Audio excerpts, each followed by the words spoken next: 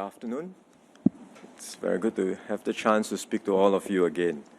My last press conference was after the National Day rally. I spoke about some of the key policy initiatives and shifts that I had announced. Since then, the tempo of my international engagements and visits have increased.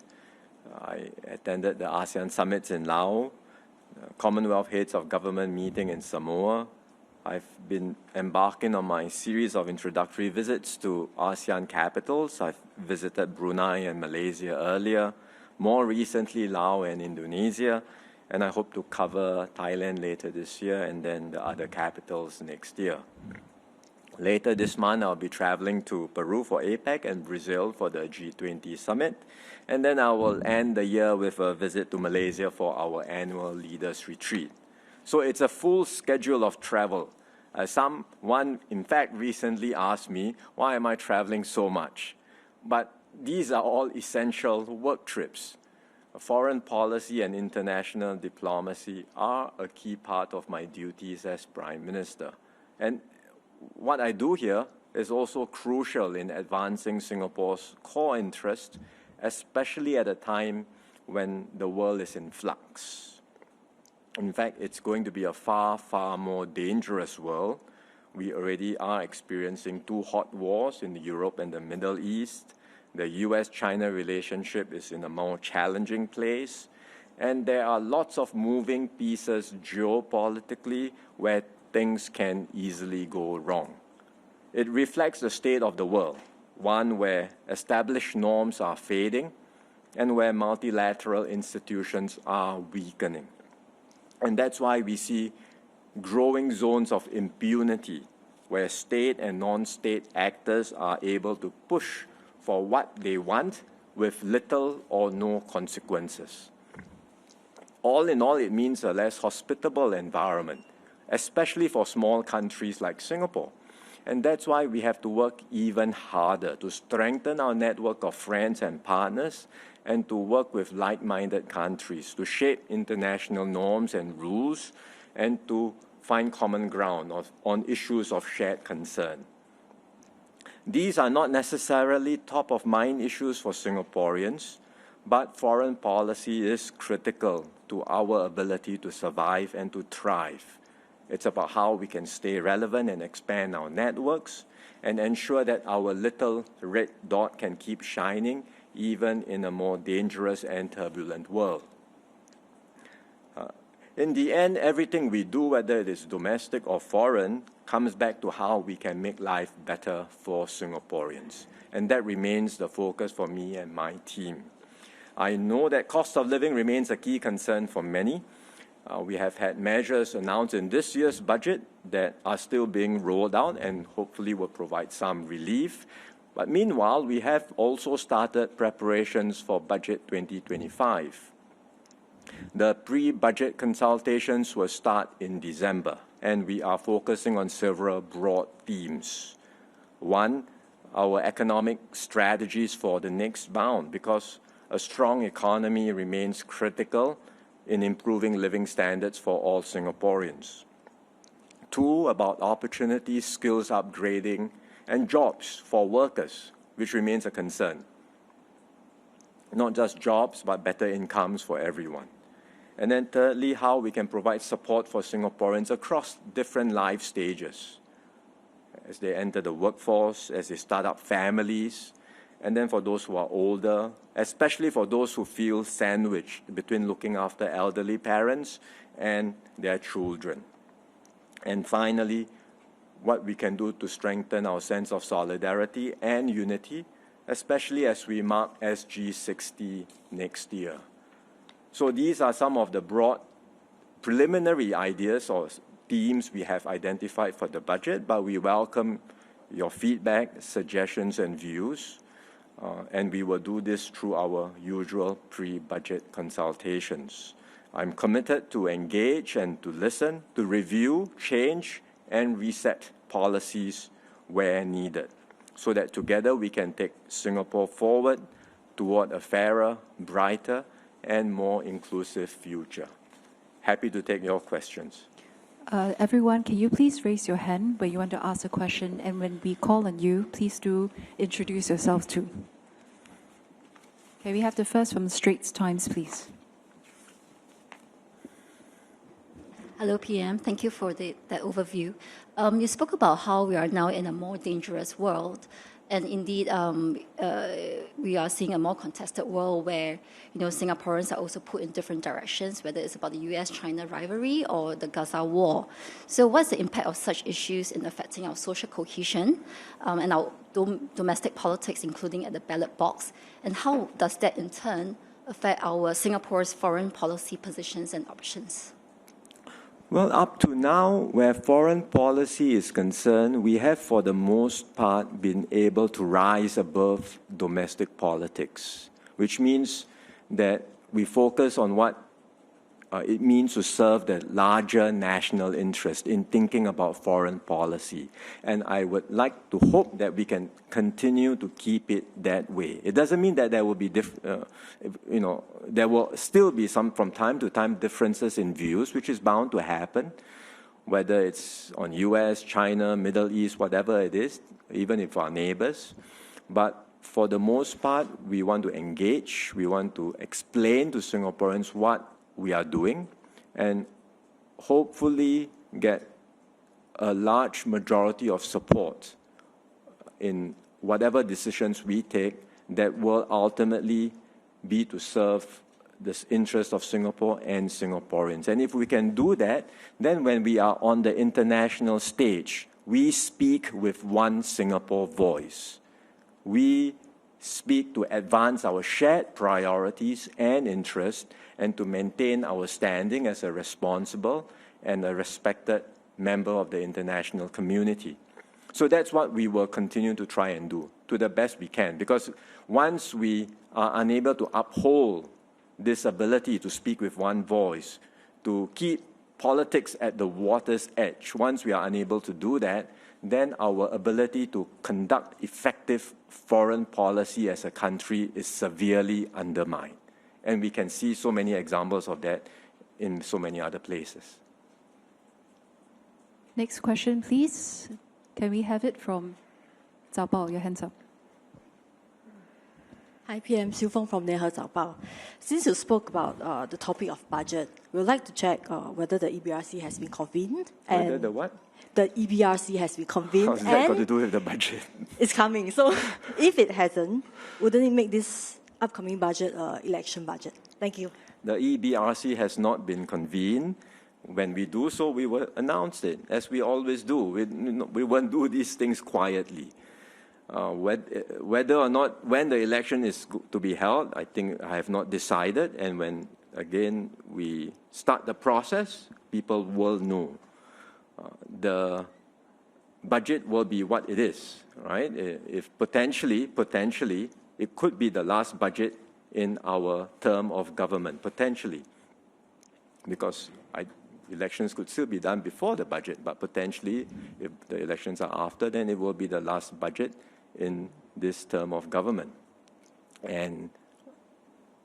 But with any budget, whether it is at the beginning of the term or at the end of the term, we focus on our priorities in the near term, immediate issues of concerns that may arise, like cost of living, but we also think beyond the horizon on what are the investments and what are the decisions we need to take to put Singapore on a stronger position. It could be infrastructure, it could be tackling climate change, it could be our energy transition, it could be our economic strategies, things which I've highlighted just now. So these will be our priorities for the budget. Next question, please, from Channel 8. Hi, I'm Kian Keong from Channel 8. PM, can I bring you back to the US-China relations? May I ask your opinion about how will the new US election result affect China? And could it also impact Singapore's trade and economy, considering that Singapore has a strong trade relationship with both US and China? Do you foresee any risks arising from their tensions? Where our bilateral relations with the US is concerned, I think we will be able to continue to work well with the new administration, with worked with Mr. Trump before when he was president. Under his watch, we extended our MOU on defense. We continue to grow our trade and investment links between Singapore and the US in a very productive manner. So I think bilaterally, we look forward to working closely with the new team.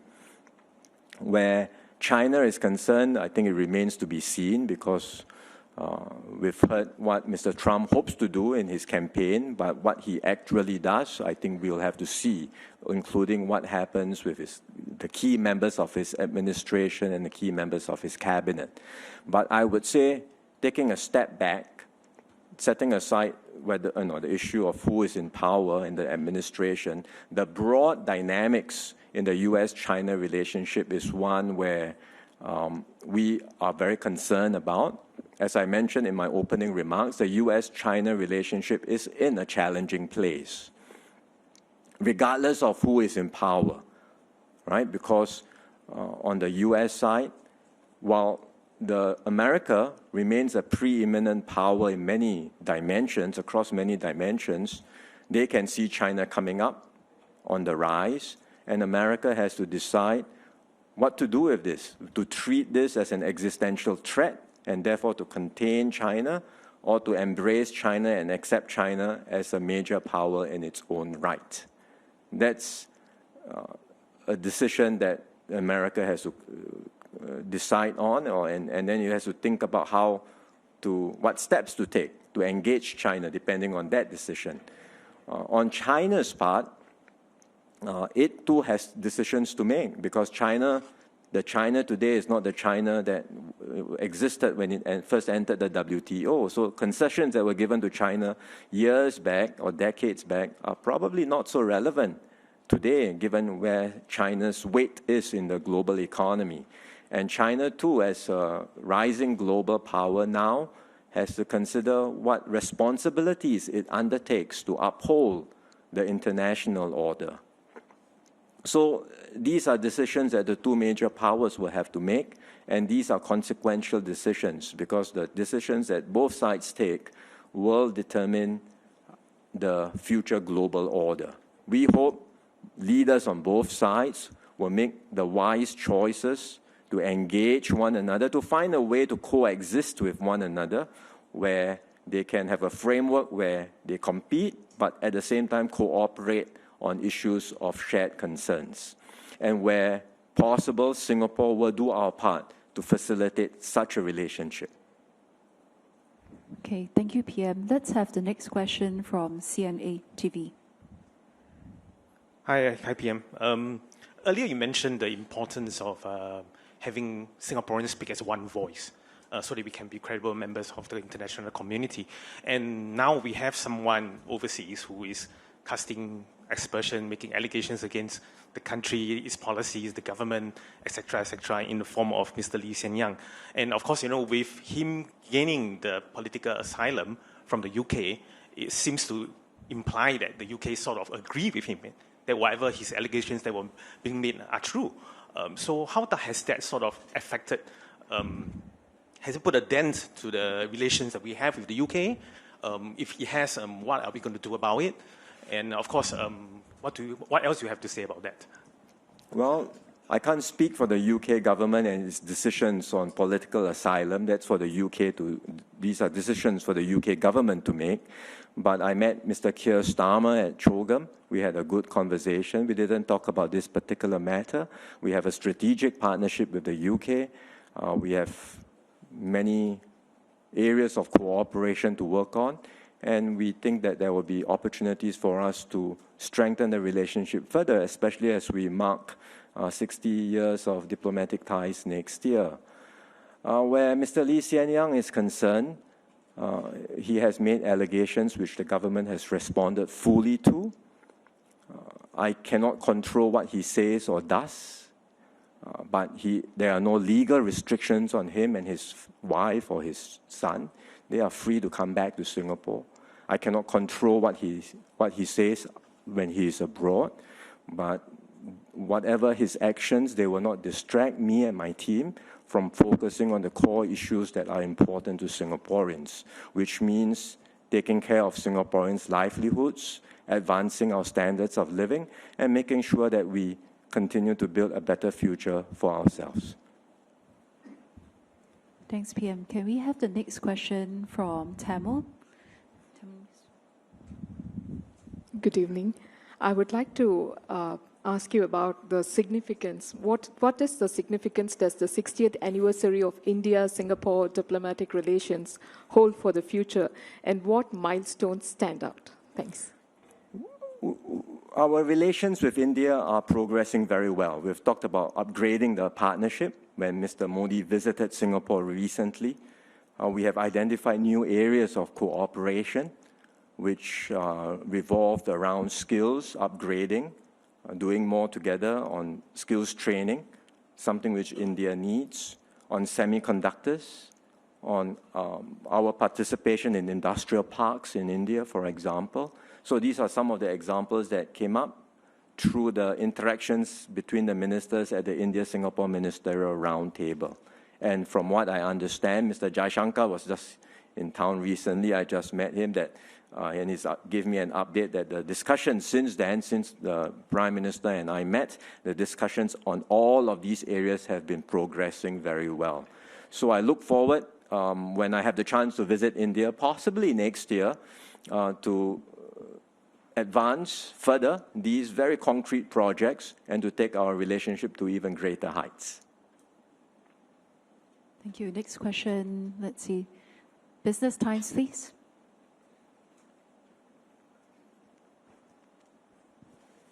Hi, PM. Sharon from Business Times. Just now you mentioned about multilateralism weakening, and with Trump's disdain for multilateralism, as we have seen during his first term, are you worried about the next 4 years?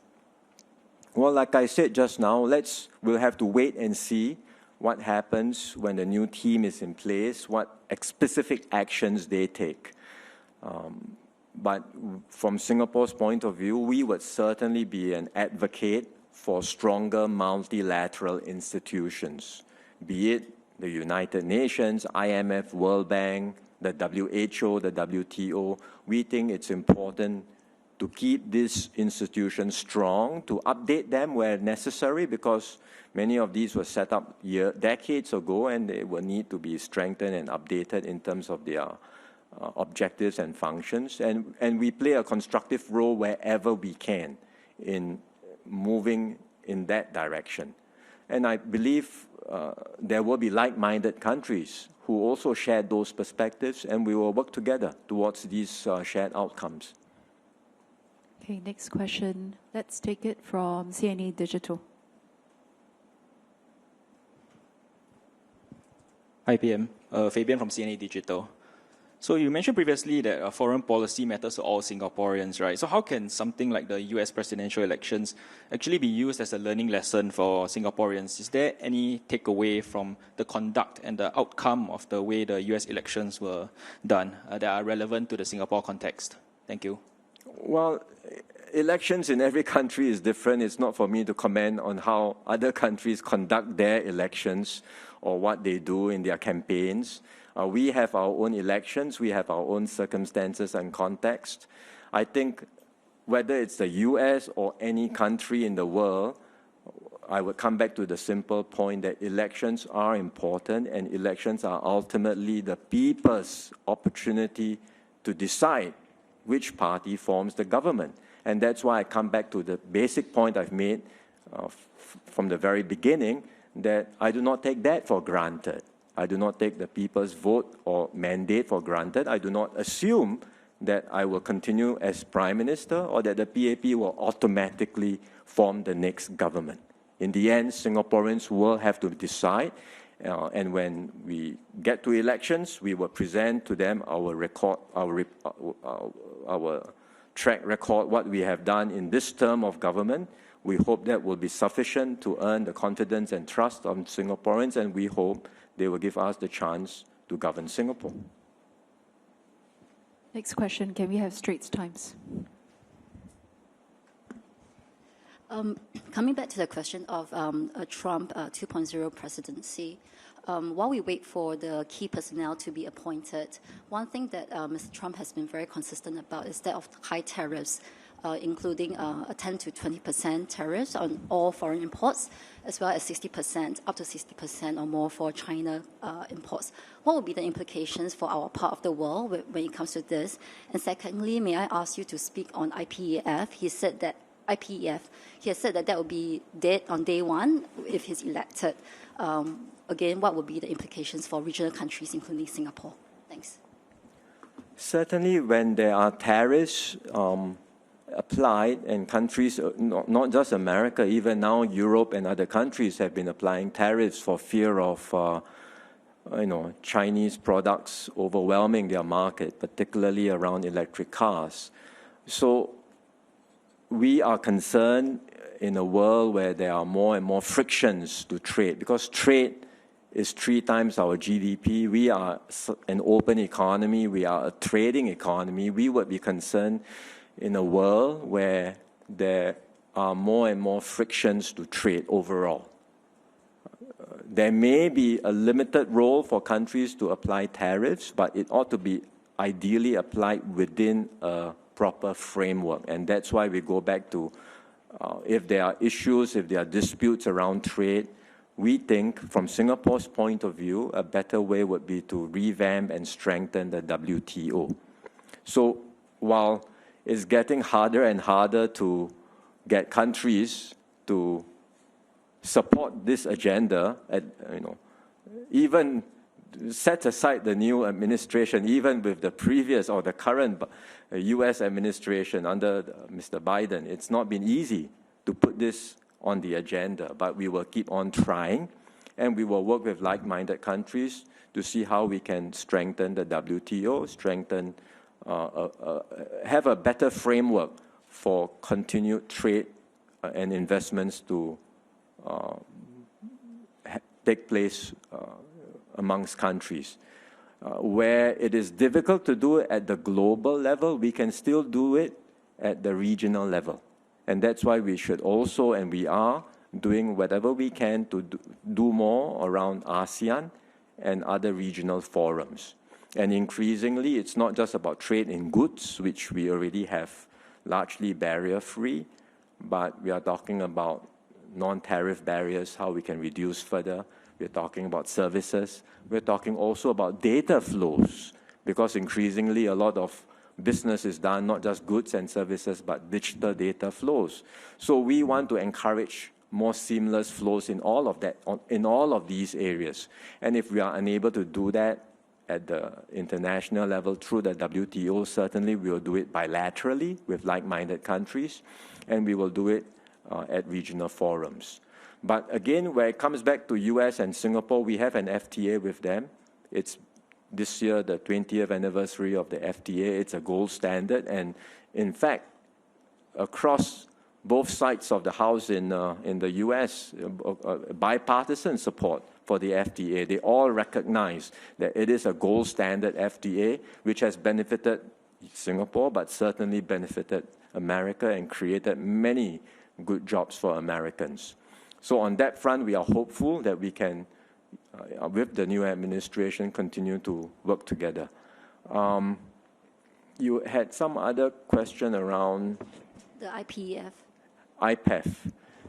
Again, depends on what these are actions that the new administration may take, but we have been consistently advocating for stronger American presence in this part of the world. The American security umbrella remains relevant for Southeast Asia because that provides stability for the region. It provides a framework for countries in Southeast Asia to cooperate and to peacefully compete with one another. I think more and more Americans are asking, not just this administration, but generally over time, more and more Americans are asking, why does America have to bear the cost of these international responsibilities of upholding the international system? And they feel that if we have to bear the cost of being the international policeman, but we are not seeing the benefits. And that's something that comes up in American politics constantly. And I'm sure that those voices will continue to grow. We understand that, and that's why we do not take this for granted. That's why we lean forward to support America's security presence in this part of the world. We are not an ally, but we are a major security cooperation partner. We lean forward to support America's deployment of its logistics, its rotational deployment of troops in this part of the world. But beyond security, we would like to see more American economic engagement in Southeast Asia. Up to now, America remains the largest source of foreign direct investments in Southeast Asia, even more than China. But American trade lags behind China. And I think there's still a lot more that US MNCs can do and would be happy to do in Southeast Asia in both trade and investments. We want to facilitate that because we think it's good for the region, it's good for Southeast Asia to be an open, inclusive region where we can engage not only China, which is, of course, nearest to us, and we have close links with economically, but also with America, which is a Pacific power, and it's important that they remain engaged in this part of the world. Next question, please, from Shin-Min. Hi, PM. This is Gitling from Ximing. So, PM, you mentioned about SG60 is one of the themes for the upcoming the budget consultation with the public.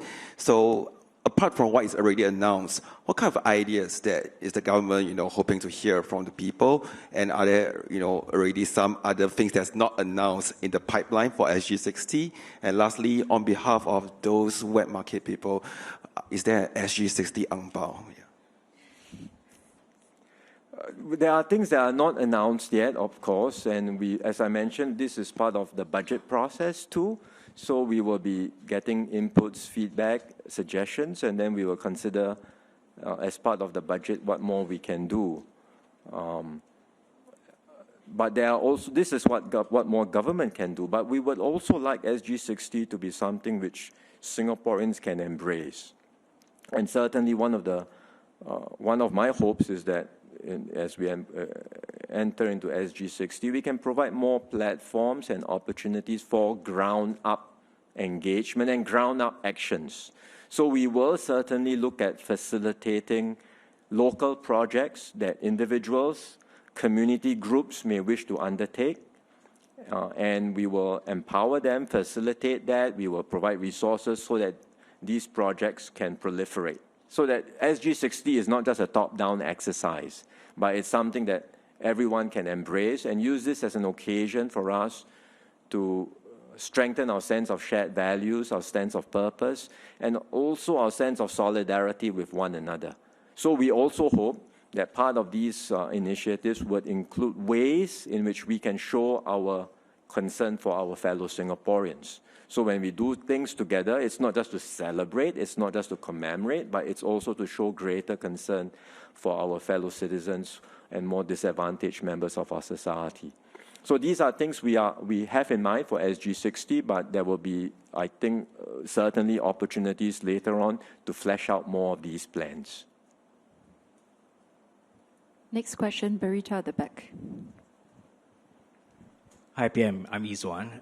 PM, we saw how Singaporeans watched the recent US elections very closely, and on social media, some of us got excited to cast our own ballots in our very own general election.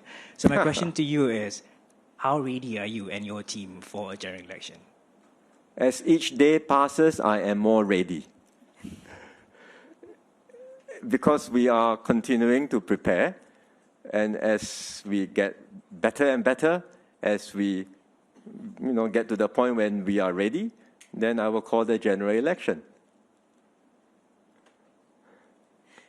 Let's take the last few questions. Can we have one from Berita Harian, please?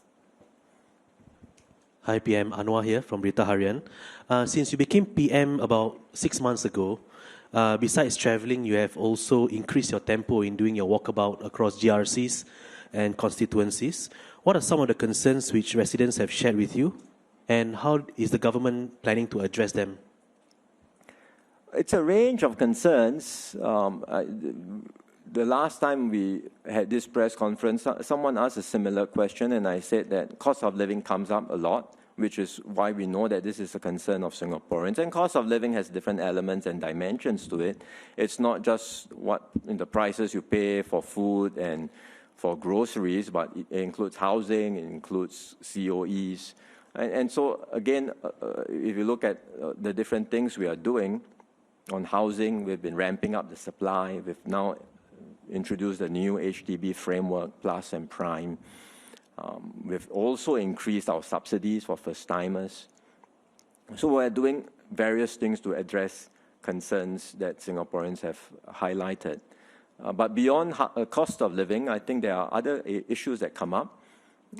Jobs, not so much unemployment, because our unemployment rates are low, but concern about job security. And I suppose it reflects a concern about our people can sense that we are in a different environment, a more turbulent global environment. People can sense that there are more changes around us, and with global changes, with geopolitical tensions, with technology, people are worried about not just today's job, but what about my jobs later on? And as I get older and we are all living longer, will I still have a good job with a steady income when I'm in my 30s, my 40s, or if you're in your 40s now, then you worry about in your 50s and 60s.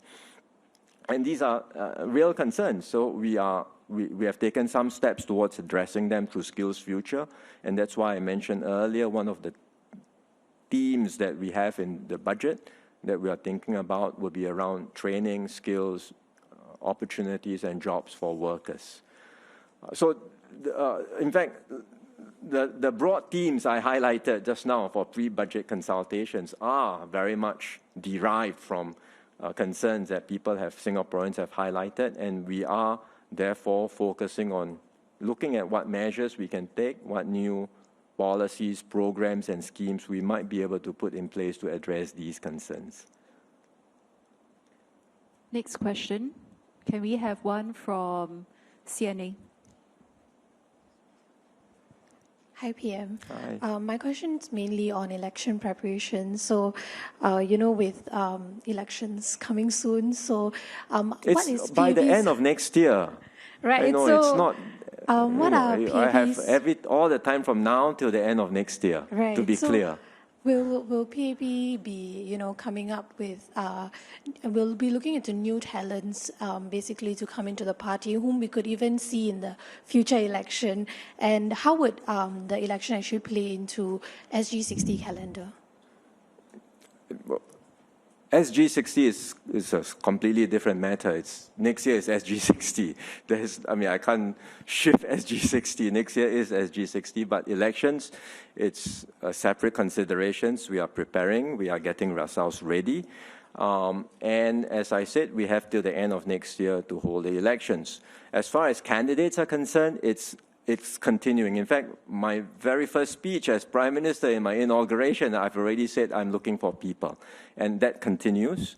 And we have been very active in meeting people, identifying potential candidates. And when the time comes, I hope to be able to unveil a good slate of candidates for Singaporeans. You know that in every election, we renew quite a number of MPs.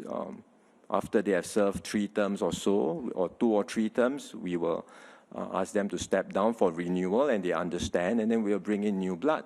And I hope to do the same during the elections. Okay, thanks. Can we take the last question from Mothership, please? Hello. Prime Minister Sulaiman from Mothership. Many young Singaporeans, including myself, we watched the US election, and I think it's fair to say it's one of the most contentious and febrile in recent memory. And we are concerned that the political situation in the US may lead to increased racial and social tensions spilling over here in Singapore. As we know, what happens in the US does impact and influence the rest of the world. My question is, what can we do, and what will you do to ensure that this doesn't happen in Singapore? Thank you. Thank you. Well, we are always concerned, not just from the recent American elections, but even if you look at elections everywhere in so many places, where it leads to an outcome where society becomes more divided, more polarized. And then there is no winner. Yes, the election may produce a winner, but in the end, everyone is worse off because it makes it harder to govern, and it makes it harder for countries to move forward. We have always been concerned about that, and that's why we try very hard to put in place safeguards in our society where it comes to falsehoods, for example. We recently updated our laws with regards to deepfakes and potential abuse, misinformation in the elections. We put in place these guardrails. That's one aspect of it. And then another way in which we protect ourselves is to continue strengthening our institutions, and then in the end, explaining to Singaporeans what our considerations are. And we hope at the end of the day, it is Singaporeans themselves who will do their part. Because at the end of the day, Singaporeans hopefully will understand what's at stake. It's choosing the right party to govern. That's important. But it's also about determining our future. And we are taking these steps to chart our way forward as a tiny little country in a world, as I mentioned just now, that's becoming more dangerous, more turbulent, more volatile, more difficult for small countries like us. And if we are unable to hold together as a society, I think it will be very hard for us to stay relevant and very hard for us to survive and thrive. So at the end of the day, yes, elections will come and go. We will do our best. We will present our case as best as we can, and we certainly hope for Singaporean support. But at the end of the day, I think what's vital is we continue to do our best, all of us, government, people, political parties, all of us working together to make sure we never end up in a situation where society is divided, is polarized. We try our best not to go down the path of political populism and opportunism, but find ways to keep our society strong, united, and maintain that high level of trust, because that's essential for Singapore to stay relevant and to survive in this new world.